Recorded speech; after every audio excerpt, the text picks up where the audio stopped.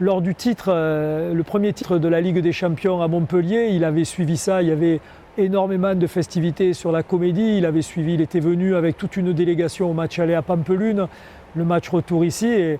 à la fin du match, quand on a gagné, il s'est invité à la conférence de presse où il y avait énormément de journalistes et il a cassé tout le protocole, il a pris le micro parce qu'il était très heureux, il était plein de joie et il a annoncé aussi la création d'une grande salle à Montpellier. Voilà. C'était sa manière aussi de toujours rebondir, c'est-à-dire il était toujours dans l'instant d'après, il ne se contentait pas de fêter le titre, il avait déjà envie de construire une grande salle. Et puis aussi notre anecdote, c'est